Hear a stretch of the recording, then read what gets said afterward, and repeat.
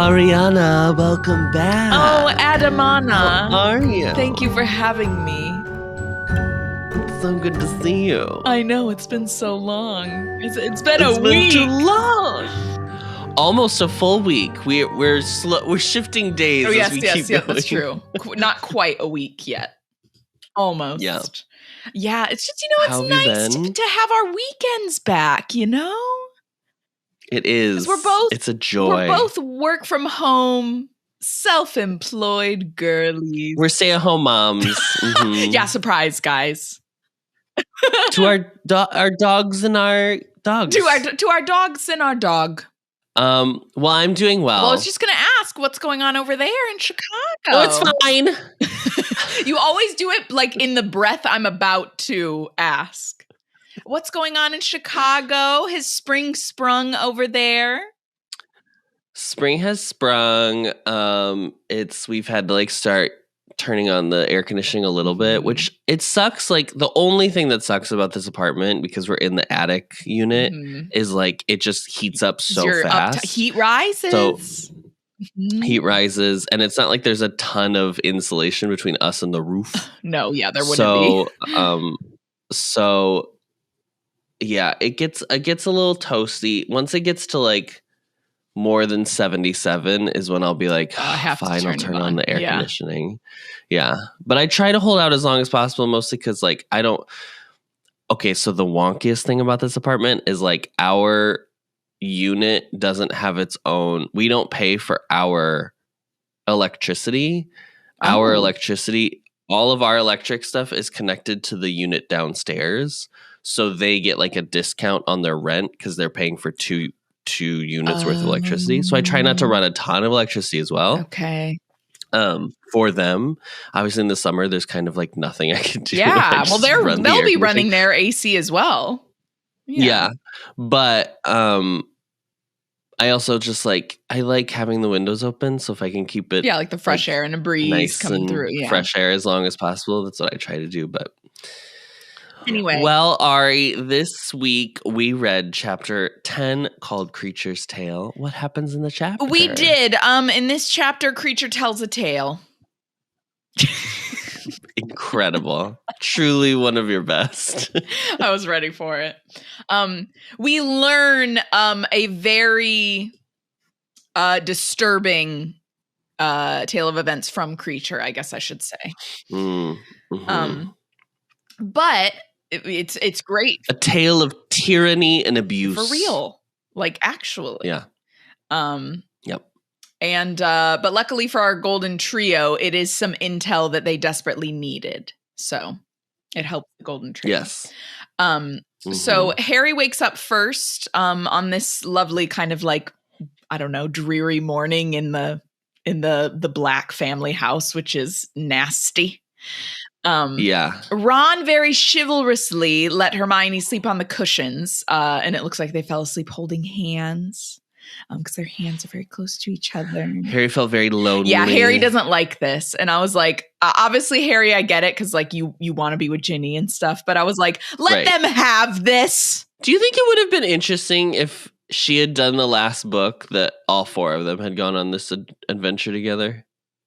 Do you know what? I've thought about that before because I was like, could Ginny could technically go back and finish her just like Hermione did. But I think obviously because she's a year younger than them, it's just, we're getting into the minors of it all.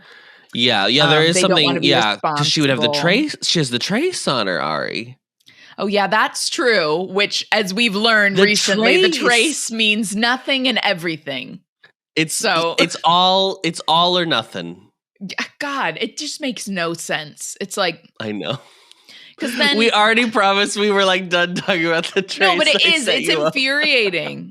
It's so strange because it's well, if you're gonna have that be the thing, then why did they? What? Anyway, yeah, we won't. I won't go down that rabbit hole again. But because I thought about it again in this chapter because they reiterate elf magic is different than wizard magic. Yeah. So then I was like, again, why did that register? We'll never know, girl. We'll never know. Was it Tabby Matha that was like, it's just convenient It's whenever she wants convenient. It's whatever she wants it to be. What Tabby Moth said. So Harry's like feeling a little lonely after he's seeing this. And then he kind of starts spiraling in his head, as Harry often does. And he's like, wow, so much has happened in these last 24 hours. Like, I was literally just about to start sitting guests for a wedding, not even 24 hours ago. And then he starts feeling really overwhelmed by this quest that he has ahead of him. And he's like frustrated with Dumbledore. He's thinking about everything that Muriel said about Dumbledore, and like he's not having a good time. He needs to just like get up and start doing something else, because he's spiraling. Your boy is spiraling. He's crashing out. He is. The kids would say.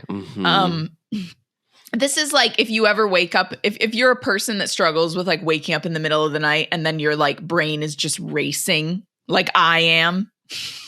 You like wake up and then it's just like all the bad thoughts that like for some reason right at like 3 a.m. have to pop into your head at that moment.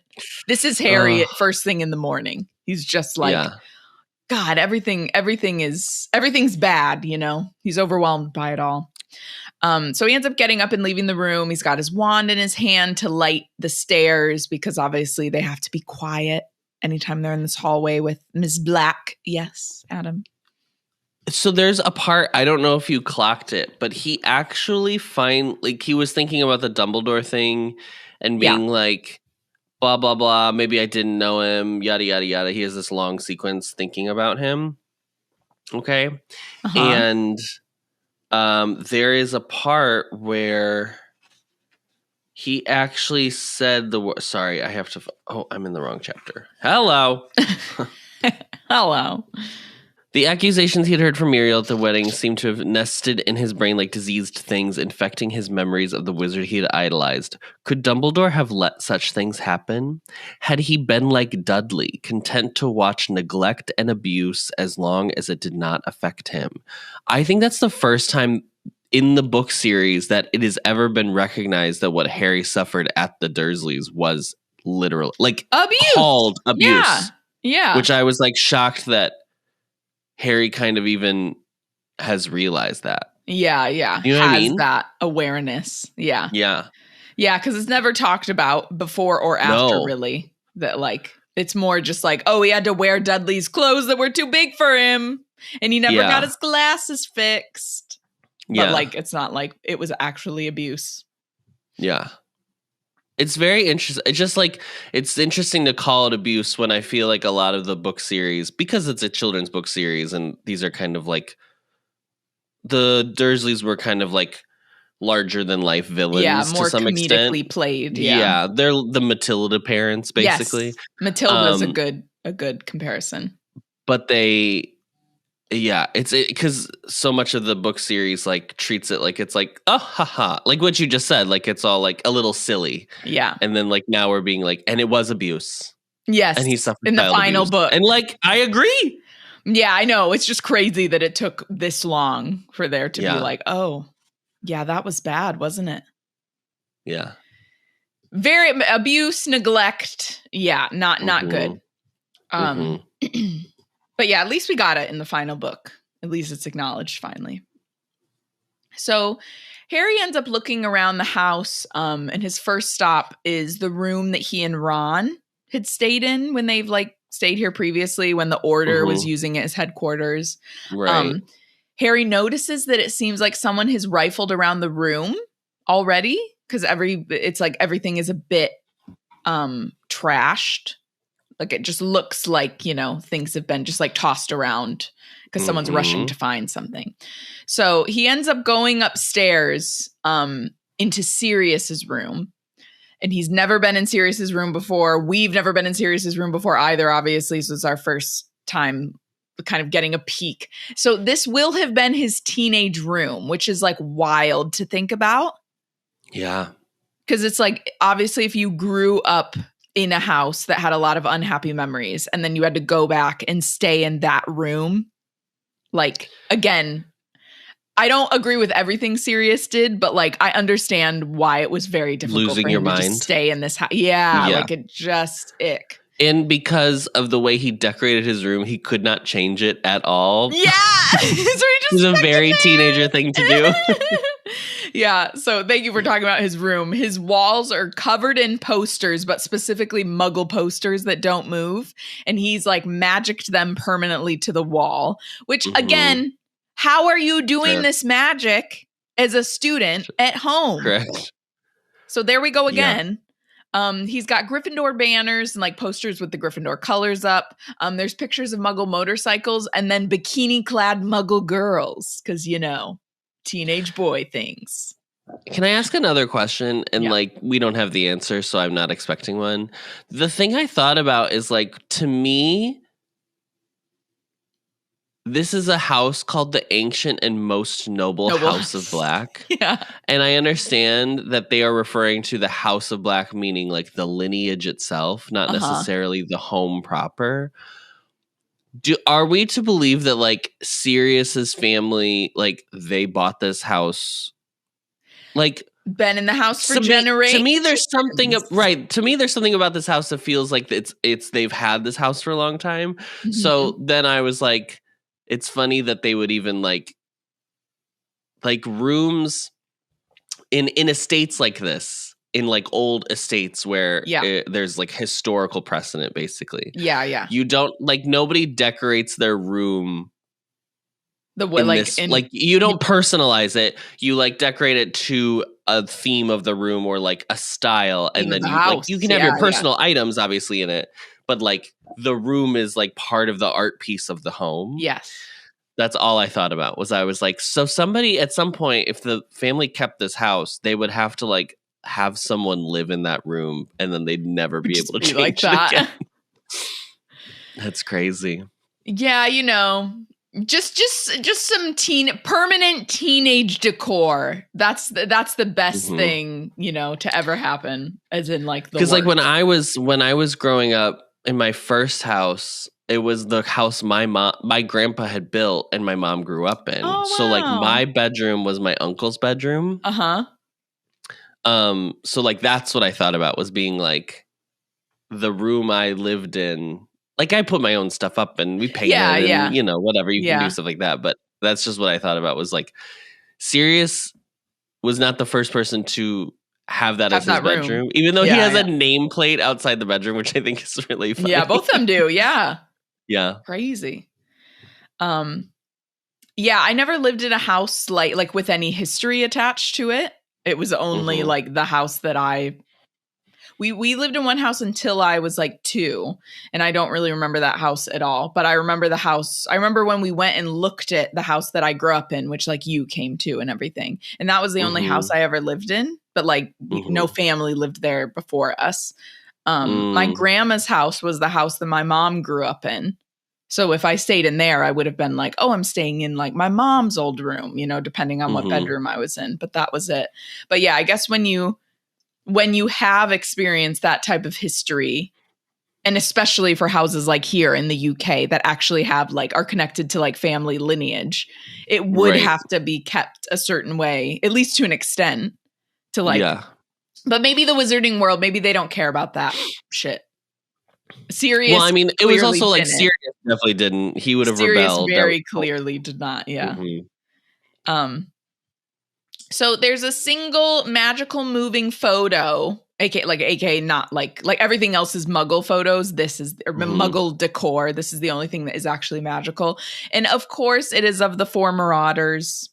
Harry tries to take the photo off the wall because obviously Sirius left him everything. So like it's his photo now, but he can't, because this was also like permanently attached, because they're just reiterating basically how it was like, obviously he was the black sheep.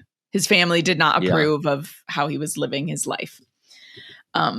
It's so interesting too, because I just wonder, like, we know people will be like, what radicalized you? Like, I'm like, what radicalized Sirius? Like, what made him just be like, I don't want this life. Yeah, I don't know. Because like, because he would have been 11. He would have been 11. Yeah. It would have happened before.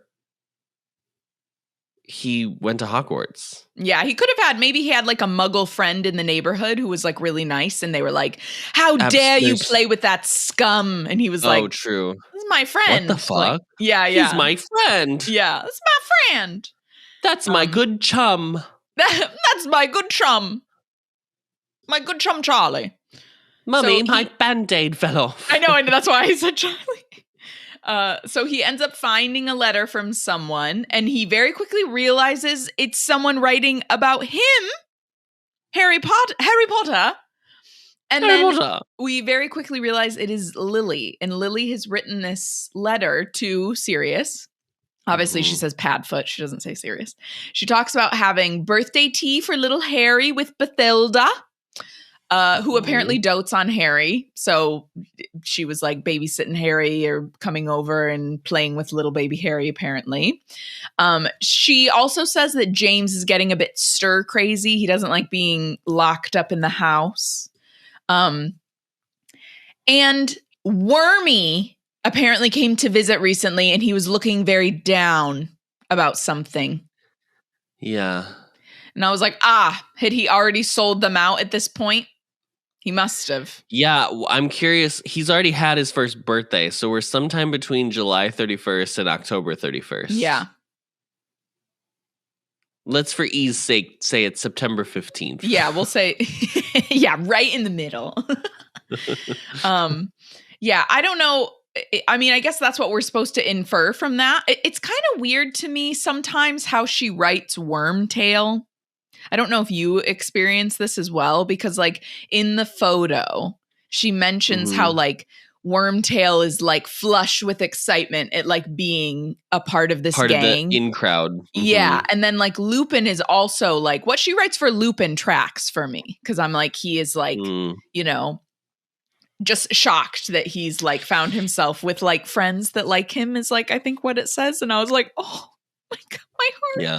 I just love Lupin as a character so much. But the way that she kind of has it, that it's like, he does look up to James and Sirius and really kind of like idolizes them, but then like really did just completely basically turn in James to Voldemort without like even consider. I don't know. It just is a little weird. Like, I'm like, shouldn't we have written him to be maybe he was envious, or, you know, there's some type of jealousy that is discussed, some type of, you know, feeling like, I don't think it's that, because I think what she's trying to do is be like, there's a better way to do it, I think, probably, and I would have used like Quidditch somehow, like Quidditch teams, but she basically, Peter Pettigrew is a person who wants to be part of the winning side of things. Yes, so like whatever side is going to win, that's what he wants to be on. Yeah. And that's why I think like it would have been like I don't think in this letter specifically, but like there's ways you could have referenced like Peter kept switching the Quidditch team he liked because it was like whoever most recently won the like World Cup or whatever. Yeah, whoever's doing the best. Yeah. And then, or like, I think the way she phrases it being like, oh, he liked being part of like this gang does make it feel like it's similar to Lupin, but it's too similar. Yeah. It was too similar of a description of how he looked in that moment that I was like, I don't know about that. And then she has this moment. Let me find it for like just to get a little specific her. Because then she says the bit about him feeling bad or whatever it was, and I was like, so are we supposed to think that he like feels guilty? Like, I just was like, what? I'm confused at what you're trying to communicate. Maybe she's trying to lay a little breadcrumb for later when he like hesitates with the hand in this book. Do you know what I'm referring to? Or do you not remember that? Okay, I do remember that. Like maybe that's what that's calling to. I don't know. To Sirius's right stood Pettigrew, more than a head shorter, plump and watery-eyed. By the way, plump. Plump, of course she has to have plump. Flushed with pleasure at his inclusion in this coolest of gangs, with the much-admired rebels that James and Sirius had been.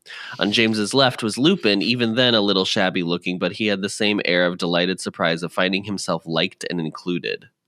Yeah. It's the fact that it's both inclusion. Yeah. So it's like, I think it's fine that Lupin is that makes sense. Yeah. I think it should be like Pettigrew is thrilled because, but it's hard to like quantify that. I think because I don't know. I don't know if the Marauders were the coolest kids at school either.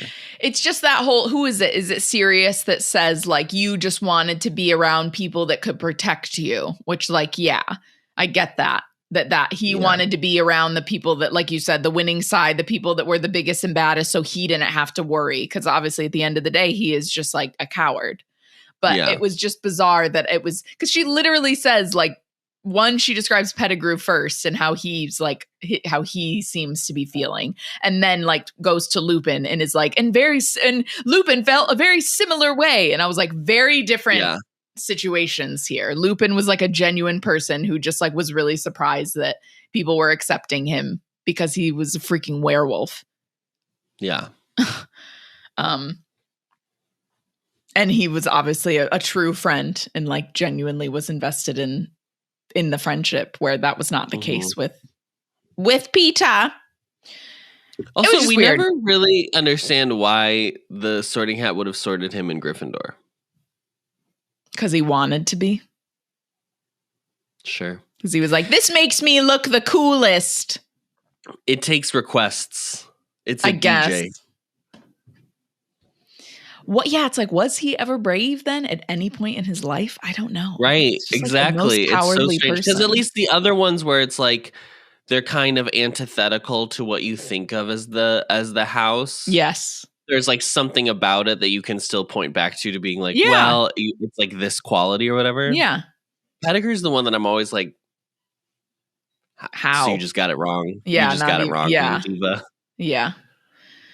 Because like wanting to be part of the that's literal Slytherin. That's like, yes, that is what's the word they use in the song? They use ambitious a lot. Ambitious and not conniving. Shrewd. It's very shrewd. Yes. Shrewd. Yeah, I don't know. It was just weird. If you're trying to be in groups so that you can be protected, that's Slytherin. Babe, that's not bravery. Yeah. Maybe, yeah, exactly. Maybe he thought is that loyalty? Gryffindor was the house that would align him with the best people, and so he was just so like Gryffindor. I don't know. It is weird. It doesn't make sense. Him specifically does not make sense and never does. So we also learn in this letter that Lily has written that Albus has James' invisibility cloak at the moment, so James can't use it to go out and about anywhere. And also he still has his invisibility cloak, is how she writes it. Yeah. And she is very sorry that Sirius was unable to come for the birthday, but it sounds like because of things happening with the order, they're all kind of like on lockdown or something. I'm not really sure. They're all protected, yeah. Yeah, they're all being protected and have to kind of stay put. So Sirius, which I think is why she's using his code name instead of writing to Sirius proper. So she does mention that Bathilda's been telling some like wild stories about Dumbledore. And she's like, I don't know if he'd necessarily like that she's telling us this stuff, but she is. And then basically before she's about to go into detail about something that Dumbledore has done or something that happened or, you know, some type of interesting fact that she learned about Dumbledore, the letter is like cut off because it's been ripped. So Harry is just like so shocked that he just happened to discover this letter. It's like this treasure. It's this miraculous letter, I think is how he refers to it. And he says that it feels like a friendly little wave from beyond the veil, which I thought was sweet wording. And he also notices that all her G's are written the same way he draws his G's. And I just want to say, I love anytime we get a moment like this of like him and Lily, because I'm like, it's about Lily. It's about Lily. Come on, give me more. When's the last time this happened? Book 1? So long ago, forever ago. Like, I'm just like, and also, sorry, but I feel like Lily is a way more interesting character than James, and we don't get like any of her backstory, really. Mm-hmm. So he ends up tearing up a little bit when he's reading it. And then he reads it again for a second time. And he's like, wow, we had a cat. I can't even believe we had a cat. I wonder what happened to the cat. And then he's like, Sirius brought my first broomstick. Wow. And then he got him the firebolt later, obviously. So very fitting. Mm-hmm. And then he's like, and they knew Bathilda. And so he's curious why Dumbledore borrowed this cloak as well, because he remembers Dumbledore saying he could turn invisible without like the need of a cloak. So he's kind of confused about that. But he's just, the main thing that he is like, wow, about is he's like, Bathilda, again, Bathilda. Yeah. You want to say something? What do you mean you bought him what do you mean a 1-year-old has a broom? What do you mean? It's what does that mean? It's like a little toy broom, you know, it just comes off. In the letter, she talks about how it just like hovers right above the ground. So it's like one of those little, like the little toy cars. A 1-year-old? A 1-year-old. Girl, we know that the Wizarding World. I don't even think a 1-year-old is considered a toddler yet. The Wizarding World does not care about safety. That's true. We know that is this. True. And we know that the Marauders don't. That's for damn sure. Yeah, they don't care.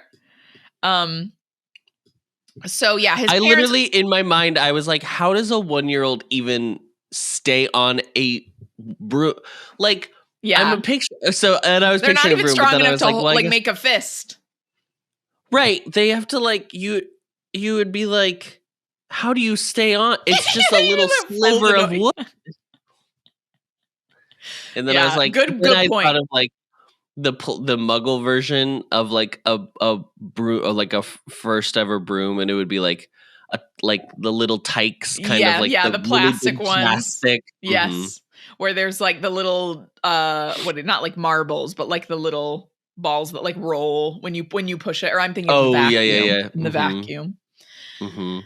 So Harry does try to find the rest of the letter, but he only finds half of the photo of himself as a baby flying around in the little broom. And he's like, oh, wow, they must have taken the other half of whoever was here must have taken the other half of the letter because of whatever it said about Dumbledore. It must have been like useful information to them or something. And then Hermione ends up calling his name in a very concerned tone and like rushes up the stairs into the room. And obviously he just wandered off and didn't leave like a note or anything. So they're afraid he's been kidnapped or like murdered. Or he just left. He just left. So they're like, don't do that. Ron specifically is like, what does he say? He's like, he's like, tell him he's a get from me. And Hermione's like, do you remember this from That's So Raven? There's like an episode where Corey is having trouble sleeping and the parents like keep trying to sleep somewhere else. And there's this line that Corey says where he goes, I woke up and you weren't there. And he says it like just like that. Oh no. I always think of that whenever there's like a situation where someone wakes up and someone's gone. I always think of that line that Corey says. I woke up and you weren't there. So yeah, they're very concerned. They were like, we woke up and you were gone. No, you can't do that. Please don't do that. Hermione's like, don't do that to us. It was terrifying for a moment. I bet Hermione thought that he was like, I'm going to handle this on my own and just left. Yeah, left them. Yeah, that too. Yeah. He was like, I'm going to abandon them. Bye, guys. Enjoy staying at Grimmauld Place. Because like, where are they going to go then? Or they've go back to school. Yeah.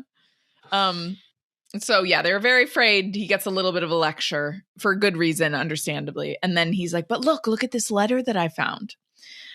So he tells her he can tell someone like searched the room before him because she's like, did you make this mess?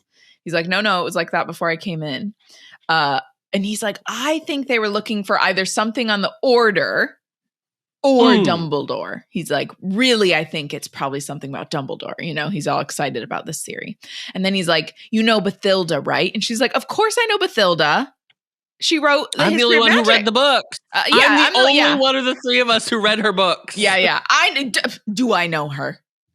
And he's like, yeah, she knew Dumbledore. Do I know Bathilda Bagshot? Do you know who you're talking to? I'm her biggest fan. Yeah. I'm a Bathilda fan girl. What are you talking about? What would Bathilda's fan? What's her Bathilda Bagshot? Bagsies. Yeah, the bagglers. Bagshees. Bag shots. The bagshees. Yeah, she's like, the yeah, baddies. I know her, of course. The baggies. What? Batties. Oh, the batties. Yeah. The baddies. He's like, well, yeah, she knew Dumbledore and she knew my family. So I think it would be really good to have a little chat with her. And then he gets a little annoyed because Hermione's like looking at him with this look of like, oh, I know. Yeah. So it would be really great if we could talk to her. I know you want to go there, Harry, but I just really don't think that we should. Obviously, the Death Eaters found us out of nowhere yesterday. I'm still really freaked out that happened because what the fuck was that? And so she's like, we really need to be careful. And then he's like, I heard all that stuff about Dumbledore yesterday from Muriel. And so he kind of goes into a bit more detail on what he heard. And she's like, I understand that that's upset you, but you're not going to get the truth for these two, like Rita Skeeter and then malicious old Muriel. These are the people you're going to believe. And it's so funny because Harry has this moment where he's like, why is everyone telling me to choose, trying to convince me I can choose what to believe? I just want to know the truth. And I was like, yeah, this is when you have a very obsessive brain, and especially how he was spiraling earlier this morning, you do have a tendency to be like, I just want the facts. I just want to know for sure so that I can then be like, okay, I know I can know make my own for decision. Sure. Yeah, exactly. But obviously it's not that easy. Dumbledore obviously was a very kind of secretive person in his later years. And obviously he's quite old. So there's not really a lot of people left that would have known really what happened in those days. But as we all know, there are 3 versions of events. There's person A's version, person B, and then whatever happened in kind of between the two. Yeah, that is probably the closest to the truth. Unless you're talking to a narcissist or a compulsive liar. So she's like, yeah, he just wants to uncover the truth, and he's annoyed with everyone. Which we could call Rita Skeeter a compulsive liar or a narcissist. This is what Hermione's saying. So yeah, this was my whole thing last week where I was like, I don't believe, or 2 weeks ago, I guess, you would not believe her, Mama. You know for a fact this woman makes shit up all the time. The only time she didn't was when Hermione literally blackmailed the bitch. You watched her quick quotes quill make shit up on its own. You watched it with your own eyes, Harry. Yeah. Yeah, it is. I do struggle with that a little bit because I'm like, we know Rita Skeeter is full of it. And this is the first thing that she's doing that where she's gotten free. So I feel like she's going to be extra. What do you call it when you're and she's going to embellish even more than she did before. Yeah. So they end up heading downstairs to have breakfast. Hermione's like, let's go have a bite to eat. Come on. But when they're walking downstairs, they pass Regulus's room, and there's a little scribble when they say, Harry notices it's something that Percy would have written. So I was like, great. Gives us a great understanding of kind of the person Regulus was from the beginning. Perfect. And then he's like, don't touch my stuff. Yeah. Don't come in here unless I say you can. And so Harry's looks at it for a moment, but doesn't really even realize why something is registering in his brain. He's like, wait, what is significant about what I'm looking at? And then he realizes R-A-B. He's like, Hermione, I think I found him. And she's like, in your letter? I didn't see anything. And he's like, no, not in my letter. And so then Hermione runs up the stairs, looks, and is like, oh my gosh. And she's like, this would make sense. They're both like, yes, he was a Death Eater. He joined at a young age, but then supposedly he got cold feet. This would totally make sense. So then they call for Ron. Ron comes up the stairs, obviously kind of concerned because there's Hermione's voice is very urgent. So he has his wand out. And then he also is like, R.A.B. I love that she gave them each a moment to discover. Yeah. I liked that bit. That was funny to me. And then they enter the bedroom. It's slightly smaller than Sirius's room. He's got Slytherin colors, the Black family crest up, and the Black family motto, which is toujours pure, which I was like, I actually want to vomit. Always pure. Yeah. I mean, correct. Like a perfect motto for this family, but just like absolute barf. Like y'all are y'all have to know you're gonna start inbreeding. That is not pure. I'm shocked. That is the opposite of pure. I'm shocked their family motto is French, actually. That's the thing that shocks me the most more than anything else. And it wasn't like Latin. Yeah, that's true. She loves to do the Latin. Maybe this is revealing her feelings about the French. She was like, I'm going to have this evil family. Well, Voldemort's name is French. So yeah. I think she hates the frogs. She hates, like Muriel, she hates the French. Mm-hmm. So yeah, he's the opposite of Sirius. He is fully embracing the Black family vibes. So there's also a photo of Regulus with the Slytherin Quidditch team, and Harry observes that he is smaller and slighter than Sirius, but he still is like relatively handsome. And it was so funny to me because I was like, Harry, you're literally describing yourself. Like small, slight, like kind of like scrawny. I was like, you. And sure enough, he's the seeker, just like Harry is. He's the seeker, which he knew based on, I don't know, is this true? Position? Do we know anything about photographs of teams? That there's like they placements? Keep the same, yeah. I was so interested in that. We are not sport people. No. That's very clear. If you've listened to any episode, that's more than abundantly We're the clear. artsy fartsy kids, y'all, both of us. So he's placed in the photo in the front row in the middle. So then I was like, so then the beaters have to be on either side of him, and then in the back is like the keeper and the three chasers. Yeah, that's true. Yeah, it must be. I got hung up on this for probably 2 minutes, just trying to picture this photo. Mm-hmm. And are they all holding their brooms? Yes, they have to be. Yeah. Yeah. Yeah. And the beaters have like their helmets under an arm. Yeah. Very classic sports team photo where no one's smiling. Yeah, right. Because they went to school. They would have been at Hogwarts in the 70s, right? Yeah, late 70s. Because 90s is when these, or maybe the 80s, or maybe the early 80s. Yeah. Because I guess Harry starts going when he's 11, and that's 1990. So we don't know the exact year, age difference between Sirius and Regulus, do we? We never learn. No, that's true. A couple years. He's his younger brother, though, right? Yeah. Sirius is the eldest. And I think it's just the two of them. It's just the two. See, this is another thing. What I need to know more than that is I need to know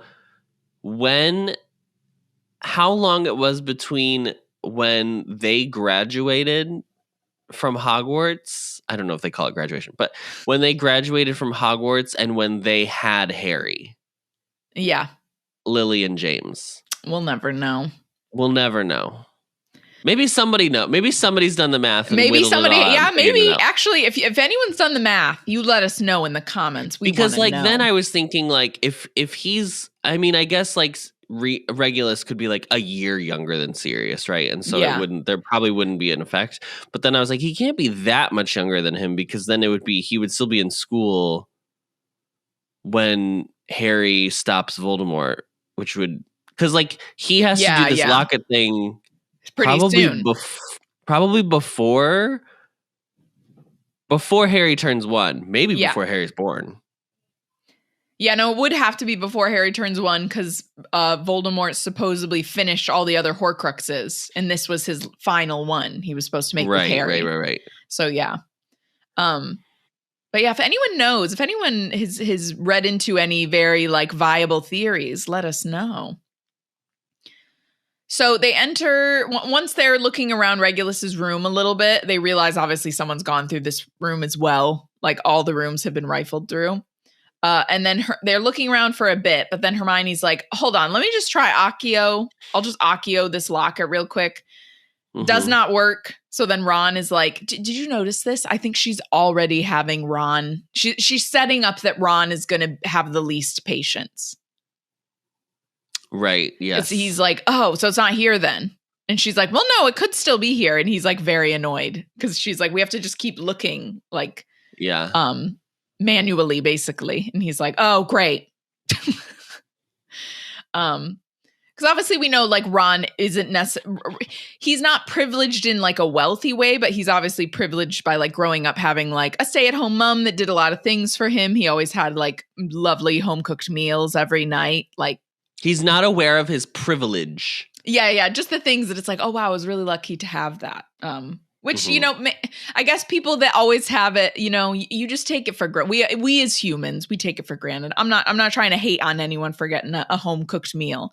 I just am always like, oh yeah, when was like the last time family dinner was like a given? I like can't even tell you. I must have been so young.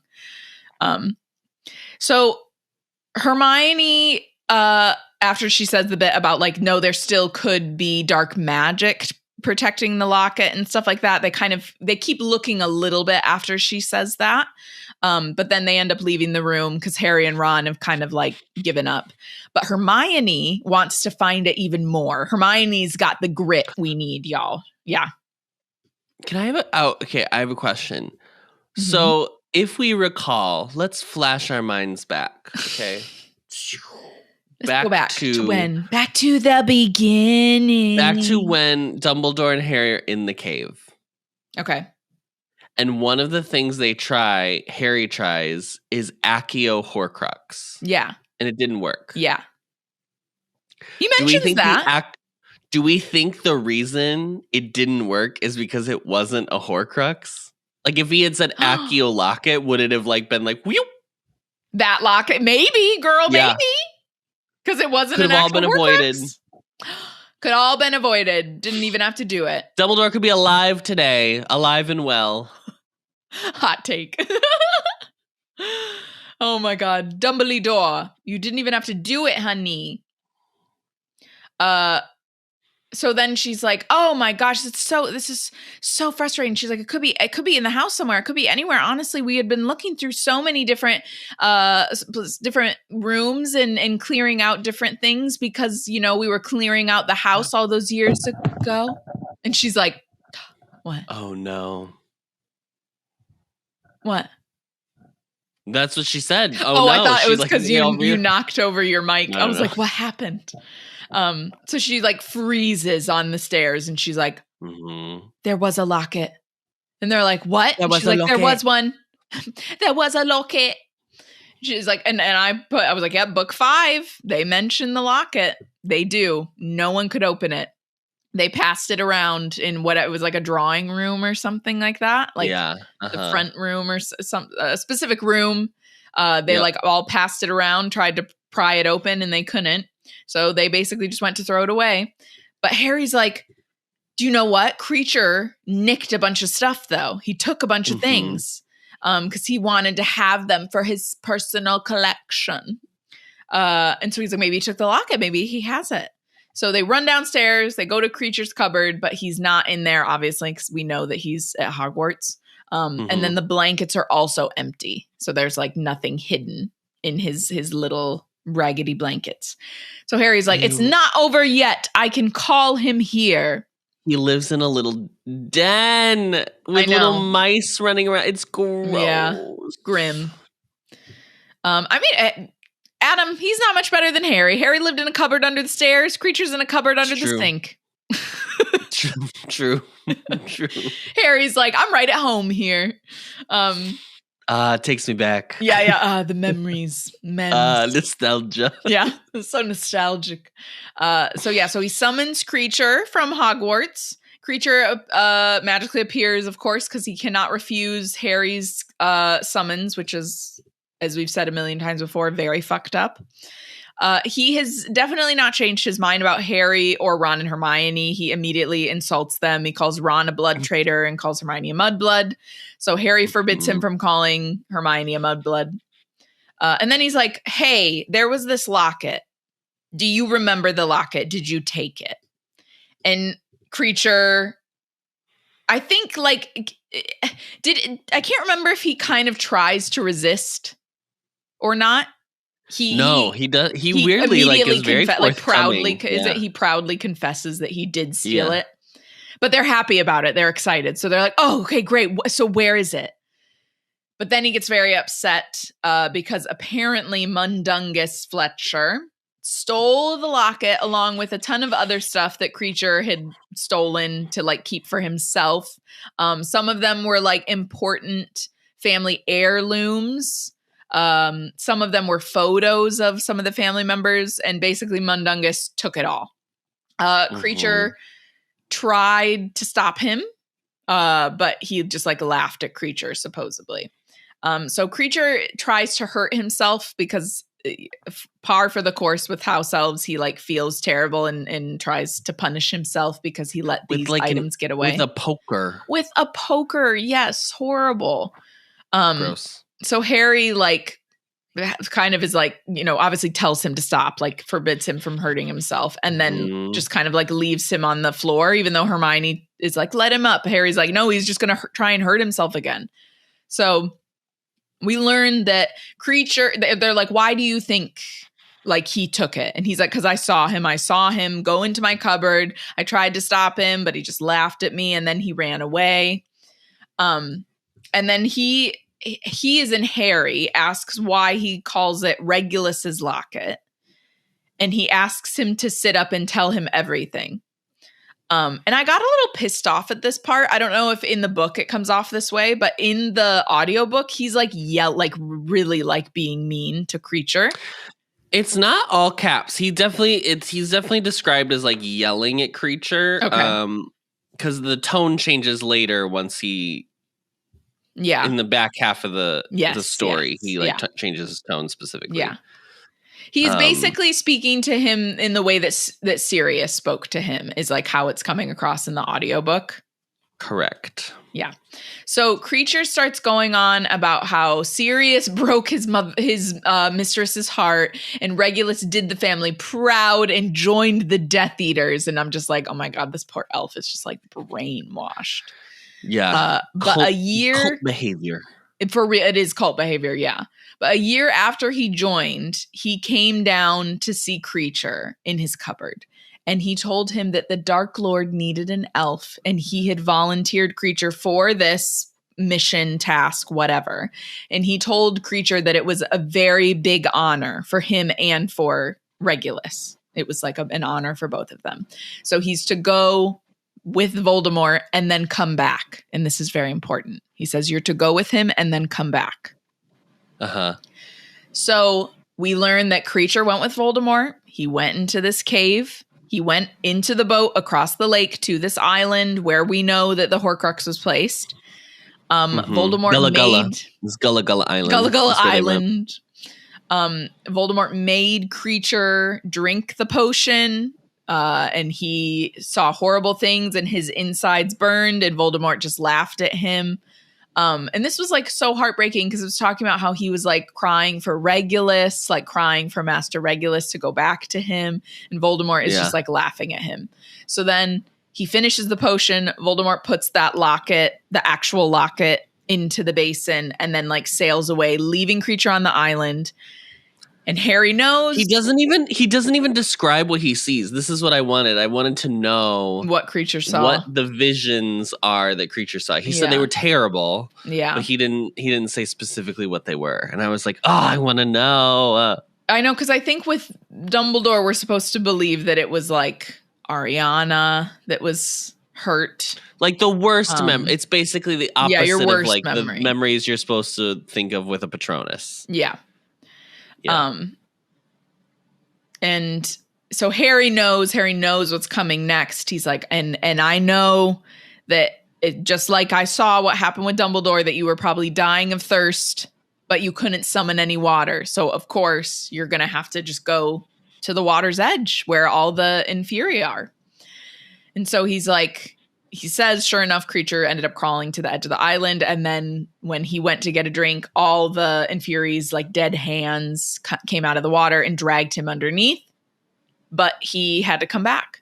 And Harry's like, what do you mean? What do you mean you had to come back? I don't understand how you're just like still here somehow.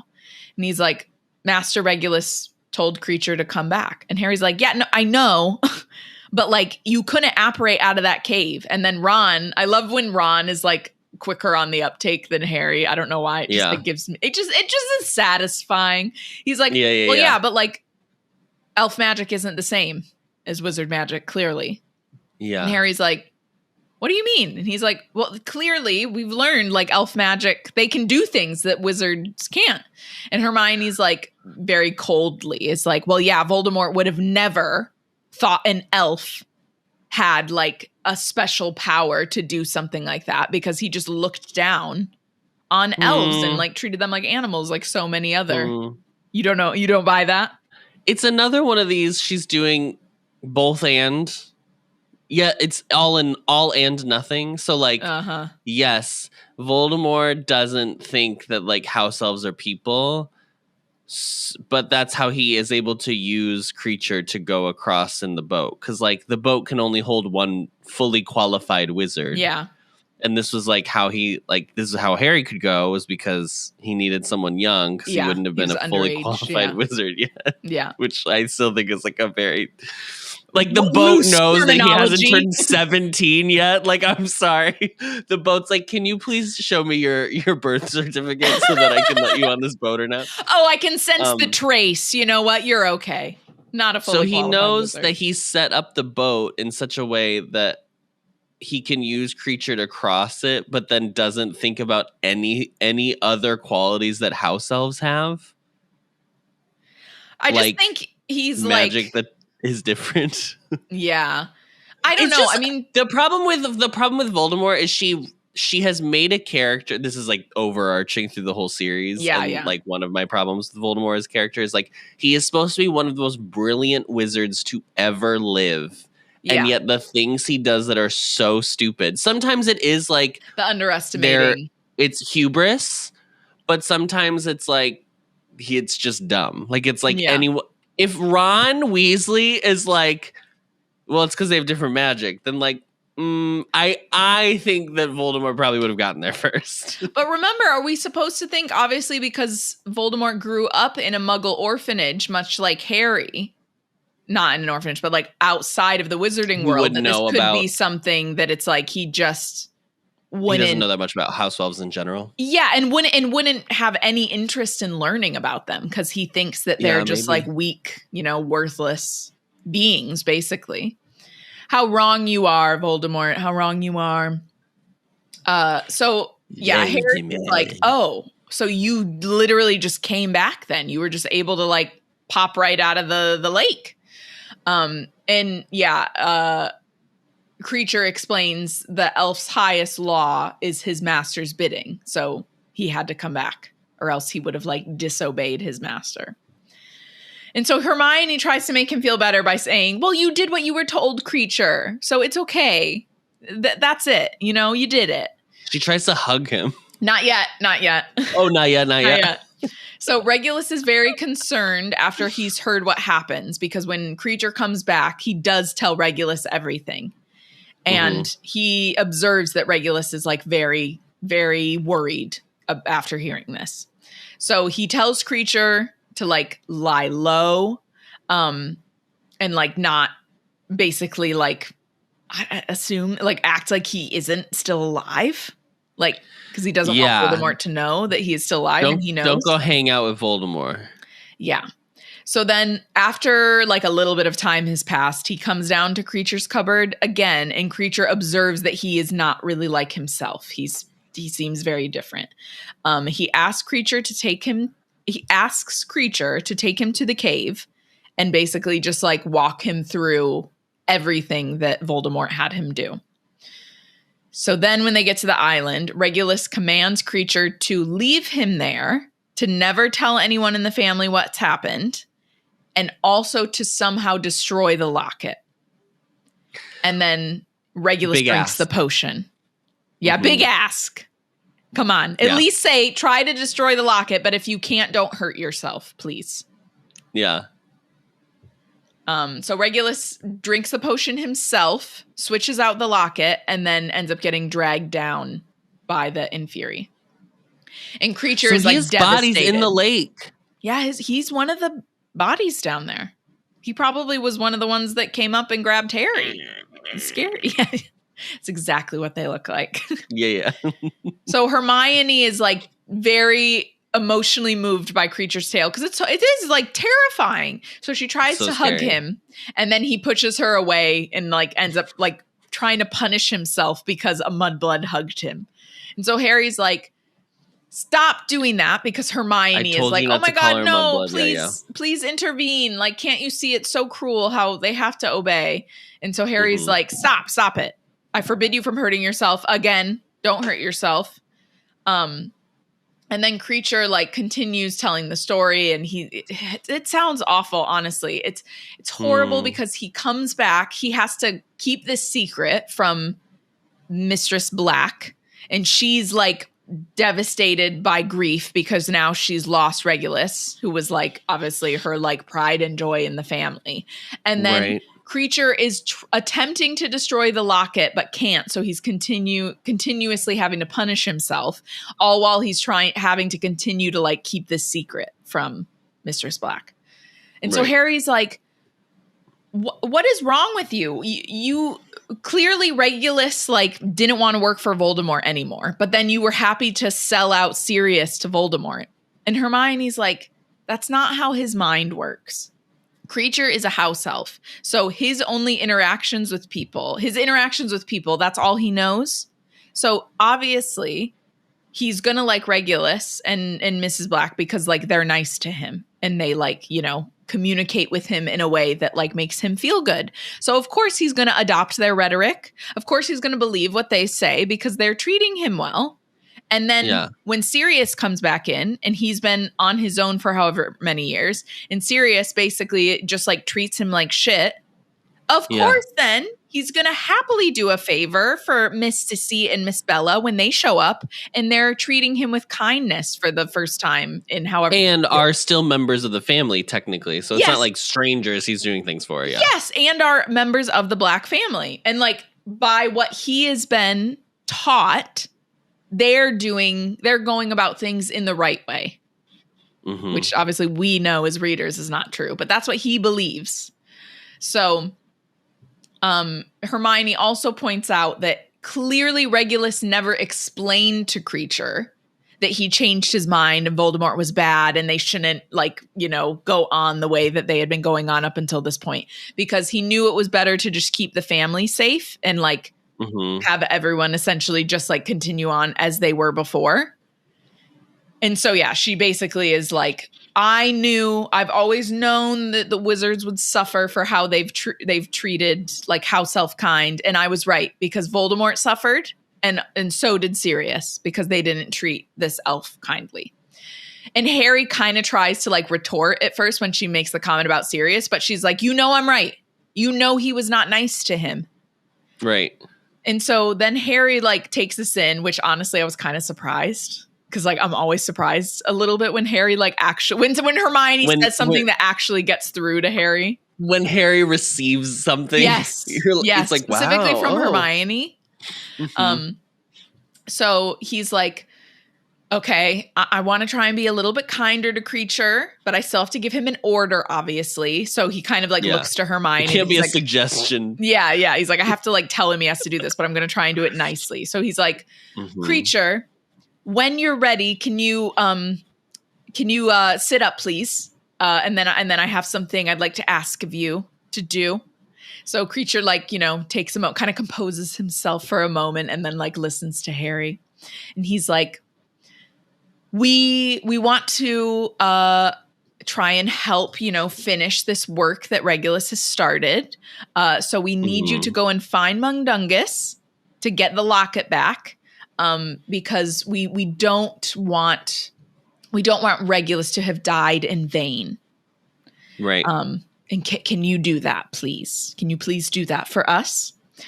And then Harry's like, oh, I have an idea. So he gets out the like dummy locket and gives it to Kreacher. He's like, this was Master Regulus's, and I think he would have wanted you to have it. And then Ron is like, oh, overkill, because immediately Kreacher is like, overcorrection. Yeah. For the next hour. Yeah, he cries for an hour. It's a half an hour that they cannot console him. It's so funny. My gosh. It's like that shot that was like a meme for a while, where I think it's like when someone where it's like a family intervention happens, and there's that shot of that man where he literally just like it's like, have you seen it? No, I don't think so. So I'll try and find it to send it to you. It's like just when he finally breaks down because he knows what they're saying is right, and he's just like, oh no. I'll try and find it. And so then it takes him a half an hour to calm him down after receiving this black family heirloom of his very own to keep. And then he like tucks up the locket in his cabinet, which I thought was actually really cute. And then they all assure him that they'll watch over it and it will be under the utmost protection until he returns. Well, he's gone. Yeah. Right. And then there's a little crack and he disapparates, but not before he gives Ron and Harry. He gives Ron and Harry a lovely little bow.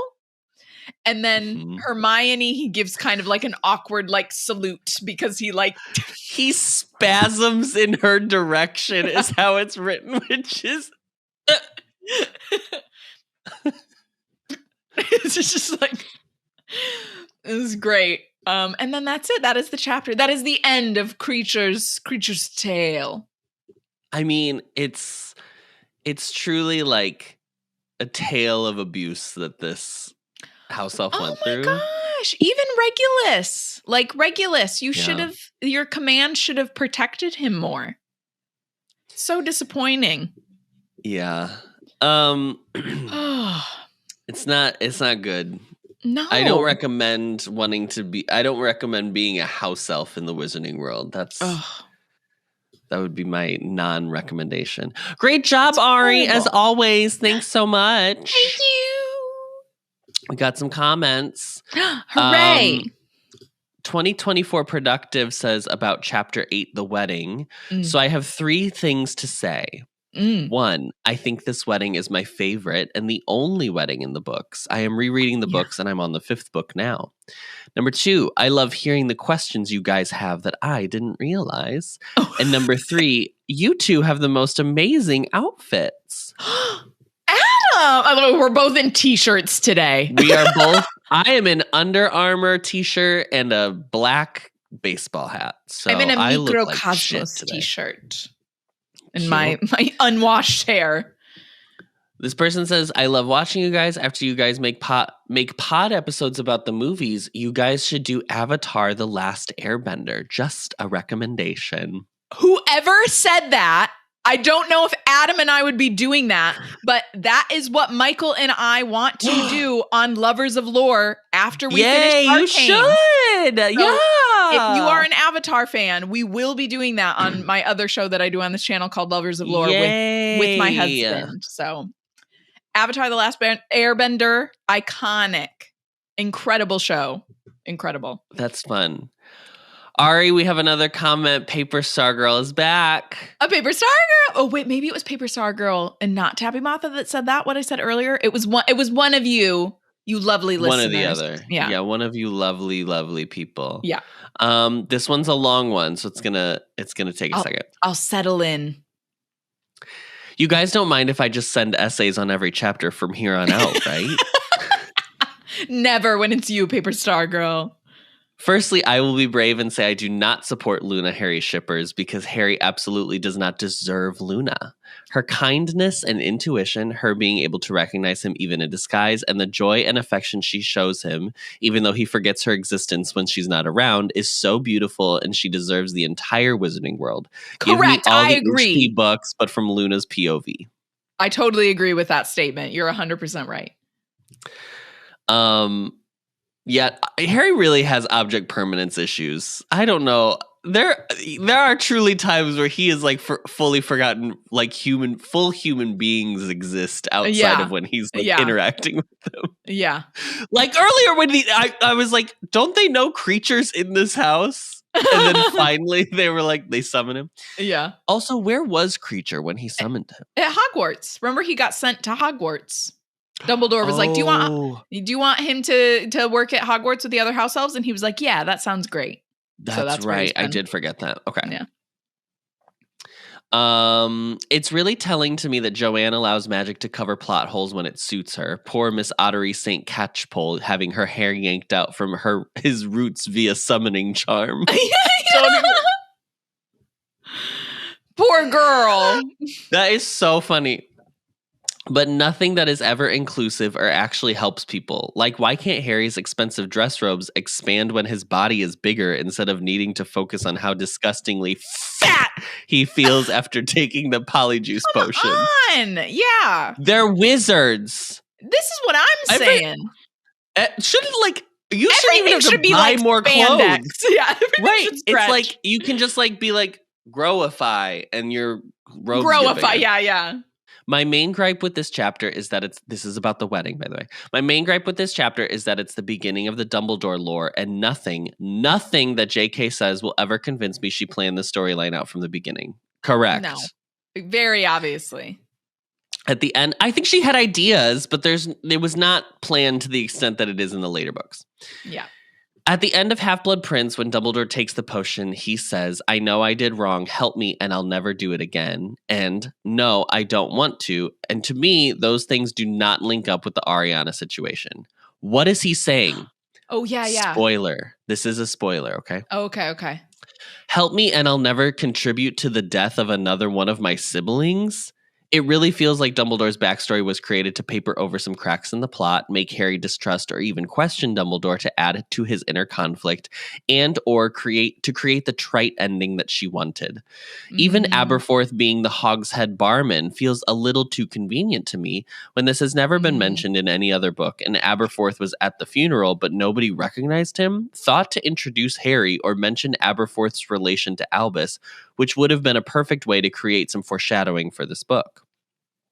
It's like the Tom Riddle thing all over again. Apparently, once you leave Hogwarts, no one ever remembers you again, even if you're the headmaster's only living family member. True. Also, I'm sorry, Dumbledore is so important. Are you really telling me his family's history isn't documented somewhere? You know Hermione would have read that shit cover to cover. Yeah, I know there isn't. It is weird that there isn't anything about him because of how famous he is. Yes, he's like he stopped Grindelwald like that. It's that's why I'm like, I get the to be clear, I kind of understand why like the childhood stuff isn't as known, but like sure. I feel like just his history is like an adult that you have to be able to read that like everywhere. Yeah. Maybe they were afraid of his wrath.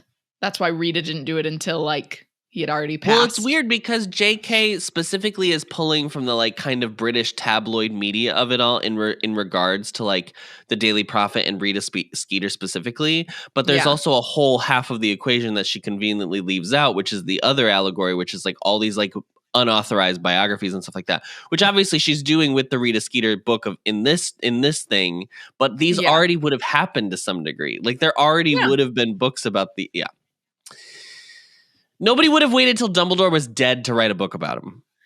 Yeah. Whether it was like in whether he gave his approval or not. Even the Crumb Grindelwald symbol thing is odd. Like, when did Victor have the opportunity to stare at Xenophilius's neck? I really think that she only picked this thread up because Grindelwald had already been put on Dumbledore's chocolate frog card in Philosopher's Stone, so it looked like she thought of everything. See also Horcrux Diary. The Patronus thing gets even weirder when you factor in the lore, confirmed by Joanne herself. I love that we call her Joanne. I think it's so funny to me. That the Order of the Phoenix can send... that only the Order of the Phoenix can send talking Patronuses. Girl, how? But we need to know how. And also, like, who did Lupin come up with that? Did Dumbledore figure out how to use? Okay. Yeah, we'll never know. Despite everything, I do have a soft spot for this book, just for giving us a little glimpse into more of the auxiliary characters. I really want to know what kind of family dynamic creates Arthur and Muriel as siblings. Also, how many different ways are there to wear a tiara? So I think isn't Muriel is their great aunt. So she's Arthur's aunt. I think she's Arthur's aunt. Yeah. So it would be like one of their Arthur's grandmother, grandfather was. Arthur's mother's sister. Because she's supposed to be 107. Yeah, it's his parents' relative, correct? That's what I always thought. I believe so. So Ron's great aunt. Yeah. I'm so excited for the bag reveal in the next chapter. 5 out of 5 stars to both, as always. I need confirmation of your spin-off podcast, Parks and Rec and the Anxious Millennials stat. This is a reference to the John Ralphio Mona Lisa discussion last episode. We could do that. We do love that show. That would be really funny if we did. If we recapped that show specifically. Specifically. Oh, that was amazing. Thank you so much for writing in. We love hearing what you guys think. As always, you can find the podcast on Apple Podcasts, Spotify, or wherever you find your podcasts, as well as video versions on the Ampliverse YouTube channel and Spotify. As always, don't forget to rate, review, and subscribe so we can get a perfect Newt score. 5 stars only, or else you'll have to beat yourself over the head with an iron poker. Oh, yeah. No. And don't forget to follow us on Instagram at HP Anxious or YouTube and TikTok at The Ampliverse. We are hosted on Spotify for podcasters, so thank you to them and a proud member of The Ampliverse. Check them out at theampliverse.com. Thanks, Ari. Thank you, Adam. And as always, Alohomora. I didn't even mention that. Hermione is the one who Alohomoras the door for Regulus's room. Oh, yeah. She opens Regulus's door. And I was like, do the other two still not even know how to do that spell? We aren't even at Hogwarts anymore, honey. We gotta learn some spells, never know. Girl. I'm about to make Hermione like tutor them while they're painting. No, don't make her do that emotional labor. I know, but they're gonna die otherwise. Okay, Alohomora.